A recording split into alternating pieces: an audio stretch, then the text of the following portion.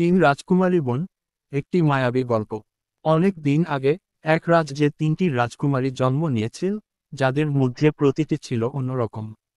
বড় বোন উর্মিলা ছিল সাহসী এবং বীর, মেজ বোন সুন্দরী ছিল শালীন এবং একেবারে শান্ত, আর ছোট বোন তৃপ্তি ছিল মায়াবী এবং অত্যন্ত বুদ্ধিমতী।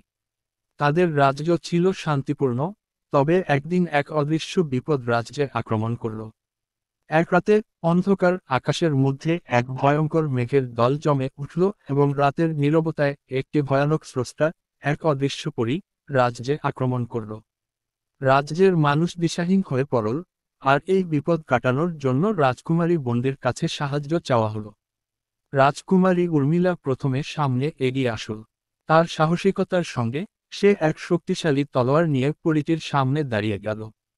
তবে পরীটির শক্তি এতটাই বিপজ্জনক ছিল যে সে তলোয়ারটি ভেঙে ফেলল এবং তাকে ব্যর্থ করে দিল।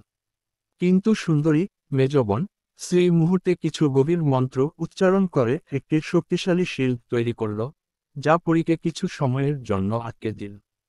তবে পরীটি তাদের অদৃশ্য শক্তিকে পুনরুদ্ধার করতে সক্ষম হল এবং আবারও বোনদের চ্যালেঞ্জের সামনে এসে দাঁড়াল। তখনই তৃপ্তি, ছোট বোন, তার মায়াবী ক্ষমতার মাধ্যমে পরীটির মধ্যে লুকানো দুর্বল জায়গাটি বুঝে ফেলল। তার সূক্ষ্ম বুদ্ধিমত্তা এবং মায়াজাল ব্যবহার করে সে পরীটির সমস্ত শক্তি নষ্ট করে দিল।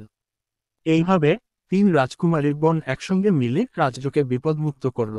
তাদের একে অপরের শক্তি এবং বৈশিষ্ট্য একত্রিত হয়ে রাজ্যকে সুরক্ষিত করার জন্য এক মহাকাব্যিক জয় আনল। রাজকুমারী বোনদের সাহস, শান্তিপূর্ণ মনোভাব এবং বুদ্ধিমত্তা রাজ্যবাসীদের মধ্যে এক নতুন আশার সূচনা করল। তারা জানত, একে অপরের পাশে দাঁড়িয়ে কোন বিপদে আর তাদের হারাতে পারবে না। এভাবেই রাজকুমারী বোনেরা এক অমর কাহিনীর অংশ হয়ে উঠল, যার গল্প শতাব্দীর ধরে রাজ্যের লোকজনের মুখে মুখে ছড়িয়ে পড়ল।